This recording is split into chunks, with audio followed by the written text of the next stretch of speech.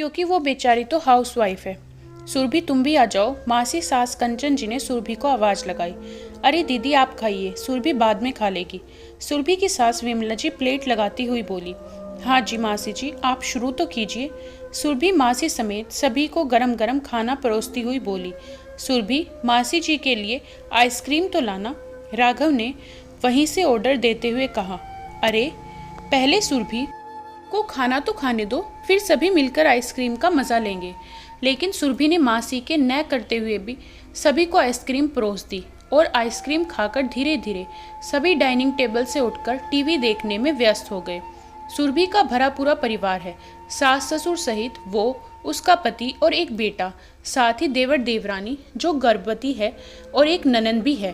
पूरे घर का भार सुरभि के नाजुक कंधों पर है, फिर भी दौड़ भाग करके सभी की जरूरतें और ख्वाहिश पूरी करती है। अरे सुरभि, बर्तन समेटने का काम बाद में हो जाएगा, पहले तुम खाना खा लो।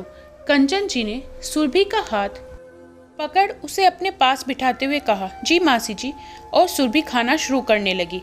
अरे सुरभि, तुम्हारी प्लेट कहाँ है? कंचन जी हैरानी से सुरभि की तरफ देखते हुए बोली। मासी जी ये है ना, ये तो छोटू और राघव की प्लेट है, वो भी जूठी। तुम इसमें खाना खाओगी? मासी जी के चेहरे पर अनगिनत सवाल घूमने लगे। मासी जी, अब अपनों का कैसा जूठा? और देखो ना प्लेट में कितना कुछ है, उसे फेंक भी तो नहीं सकती ना। और ये छोटू भी ना चिड़िया की तरह खाता है और इतना ले लेता है। सुरभि ने प्लेट में बचे बेढंग राजमा चावल को मुंह में डालते हुए कहा। अरे छोटू तो बच्चा है, लेकिन राघव वो भी क्या बच्चा है जो अपने खाने को पूरा नहीं खा सकता? और यदि दोनों अपना खाना पूरा नहीं खा सकते तो पहले कम खाना लिया करें। तुम इसे छोड़ो, मैं तुम्हारे लिए प्लेट लगाती हूँ। कंचन जी ने नई प्लेट उठाते हुए कहा। अरे दीदी, आप भी किस झमेले में फंस गई?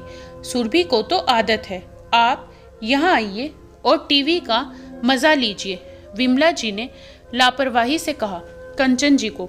सुरभि को जूठी और आधी अधूरी प्लेट में खाते देख तरस आने लगा। न तो सुरभि के लिए पनीर की सब्जी बची और न ही उसकी पसंदीदा दही बल्ले, और जो खाना वो खा रही थी वो भी बिल्कुल ठंडा। न तो प्लेट में सलाद था और न ही गरम रोटी, बस कुछ बचे कुचे पापड़ के टुकड़े, बर्तन में लगी सब्जी की ग्रेवी और मुंह चिढ़ाता खाली दही का कटोरा।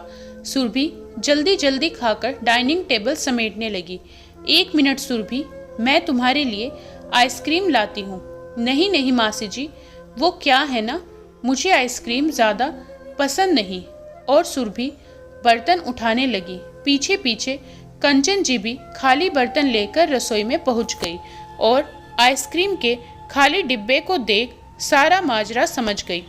अरे दीदी कहाँ रह गई? देखिए टीवी पर बहुत ही अच्छी पारिवारिक फिल्म आ रही है, आप इधर आइए। सुरभि सारा काम समेट लेगी, उसे ये सब करने की आदत है। विमला जी ने टीवी की आवाज़ तेज करते हुए कहा। पूरा परिवार आराम से सोफे पर पसरा हुआ था। किसी की नज़र टीवी पर तो किसी की मोबाइल स्क्रीन पर टिकी थी, पर सुरभि की तरफ किसी की नज़र नहीं गई। सुरभि बहू, ज़रा मेरे कमरे से पान तो लाना। ये आवाज़ ससुर जी की थी। मम्मी, मेरी बॉल सोफे के नीचे चली गई, आप निकाल दो। नटखट छोटू मासूम सा चेहरा बना सुरभि की साड़ी का पल्लू खींचने लगा। 1 मिनट, विमला टीवी बंद करो, और सुरभि पहले तुम यहाँ आराम से बैठो। कंचन जी ने जबरदस्ती सुरभि को सोफे पर बिठाते हुए कहा। मुझे आप लोगों से कुछ बात करनी है, वो भी सुरभि के बारे में। क्या हुआ दीदी? सुरभि से कोई गलती हो गई? सहित सभी लोग कभी कंचन जी को तो कभी सुरभि को देखने लगे। विमला जी, विमला, सुरभि इस घर की कौन है? कंचन जी ने गुस्से में पूछा। दीदी ये कैसा सवाल है? सुरभि इस घर की बड़ी बहू है। बड़ी बहू है तो पूरे घर का भार इसके कंधों पर ही क्यों? विमला जी ने चश्मा ऊपर करते हुए सभी की तरफ देखा। अरे दीदी, आपको तो पता है छोटी बहू सहित हम सभी अपने अपने काम पर जाते हैं, और हमारी बेटी पिंकी वो भी कॉलेज की पढ़ाई कर रही है, और रही बात सुरभि की तो वो हाउसवाइफ है, इसलिए वो घर संभालती है। विमला जी ने हाउसवाइफ शब्द को हीनता से बोलते हुए कहा, तो इसका मतलब सुरभि घर में रहती है, इसलिए सभी की ज़रूरतों और ख्वाहिशों की जिम्मेदारी उसकी है, लेकिन उसके खाने की जिम्मेदारी किसकी? कंचन जी जोर से बोली, तो क्या हम सुरभि को भूखा रखते हैं? राघव ने गुस्से में बीच में बोलते हुए कहा, भूखा नहीं, पर भरपेट और मन प्लेट भी नहीं। कंचन जी ने सुरभि की तरफ देखा तो उसकी आंखें भीग गई। पिछले 3 दिनों से देख रही हूँ, सुरभि सभी को उनकी पसंद की प्लेट परोसती है। दूध से लेकर सभी के लिए फ्रूट हो या मेवे, दही हो या पनीर, मिठाई हो या आइसक्रीम, सभी के लिए पौष्टिक खाना उनकी प्लेट में सजाकर देती है। पर खुद की प्लेट तो नहीं सजाती। सजाती क्या, वो तो खुद के लिए प्लेट भी नहीं लगाती। जूठी आधी अधूरी प्लेट में खाना खाने से न तो पेट भरता है और न ही मन।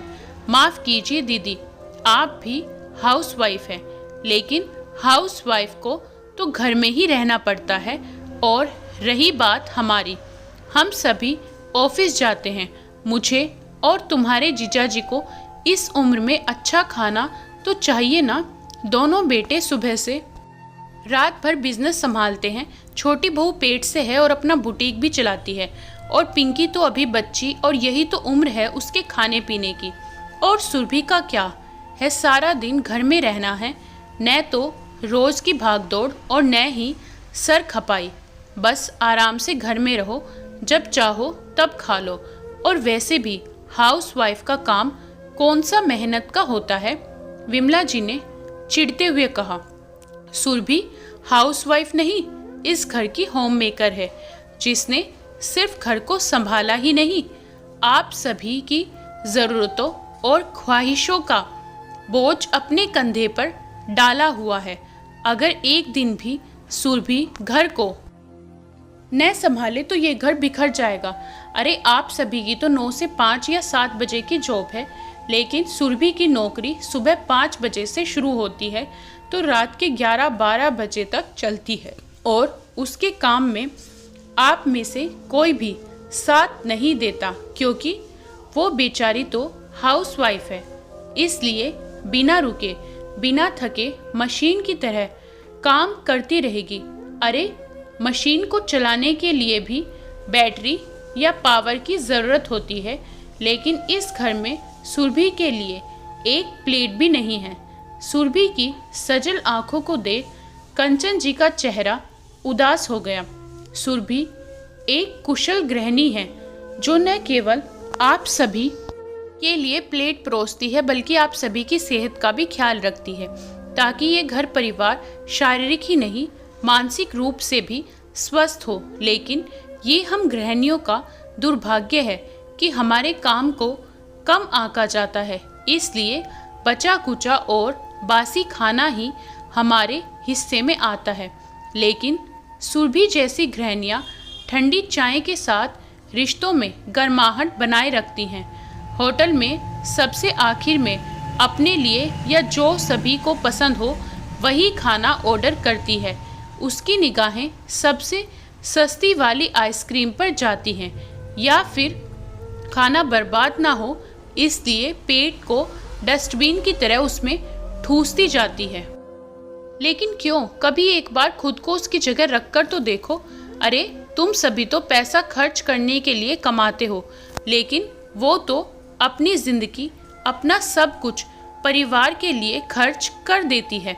कंचन जी की बातें सुनकर कुछ देर के लिए घर में शांति सी छा गई। सभी एक दूसरे का चेहरा देखने लगे। चलो सुरभि, आज तुम्हारी पसंद की आइसक्रीम खाने चलते हैं। राघव ने आंखों में शर्मिंदगी के भाव लिए सुरभि का हाथ पकड़ा और उसे बाहर ले जाने लगा।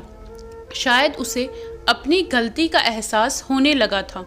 हाँ हाँ सुरभि, तुम जाओ, बाकी काम हम सभी मिलकर पूरा कर लेंगे। कंचन जी ने सभी की तरफ देखा तो विमला जी ने भी मुस्कुराते हुए मौन स्वीकृति दे दी। दोस्तों कैसी लगी आपको ये कहानी हमें कमेंट करके बताएं। वीडियो को लाइक करें, शेयर करें और चैनल पर नए हो तो सब्सक्राइब करना ना भूलें।